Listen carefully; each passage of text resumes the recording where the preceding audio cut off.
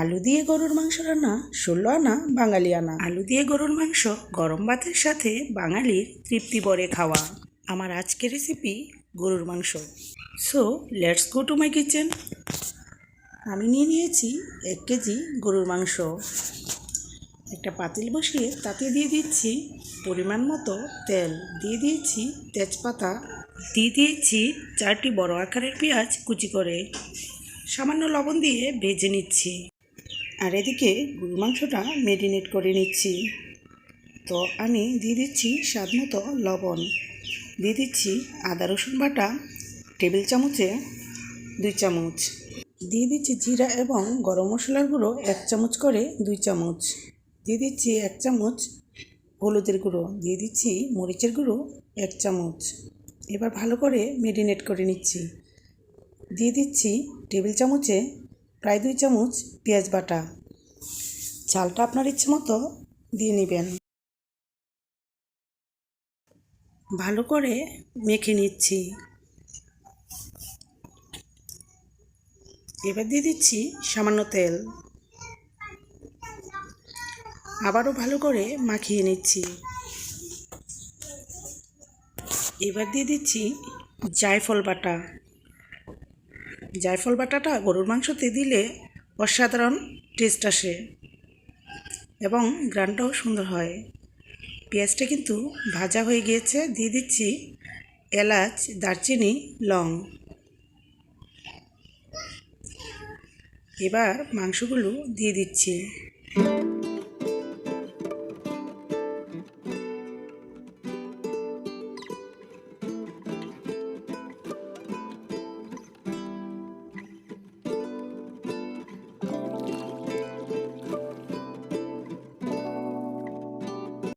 মাংসগুলো মিডিয়াম হিটে কষিয়ে নিব।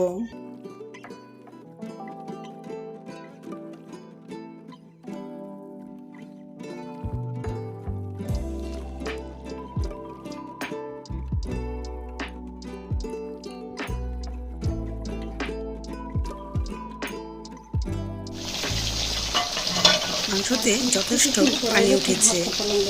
এই পানিটা দিয়ে কিন্তু ভালো করে কষানো হয়ে যাবে। একটু পর পর নাড়াচাড়াতে রাখতেই হবে।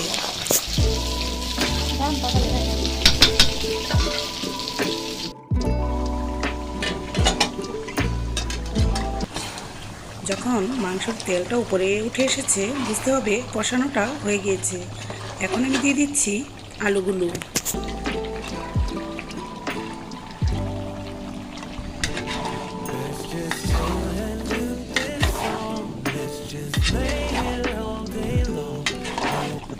ভালো করে নেড়ে চেড়ে আলুগুলোকে মাংসের সাথে মিশিয়ে নিতে হবে এবং 5 থেকে 7 মিনিট আরেকটু আলুগুলো কষিয়ে নিতে হবে।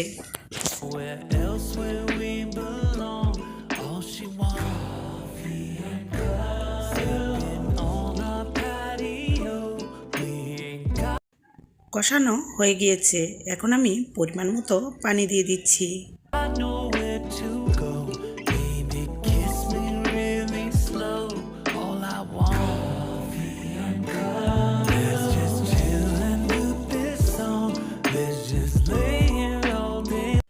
এবার ঢেকে দিব। তরকারিটা একটু পরপর নেড়ে চেড়ে দিতে হবে। তরকারি ঝোলটা আর একটু গাঢ় হলেই নামিয়ে ফেলবো।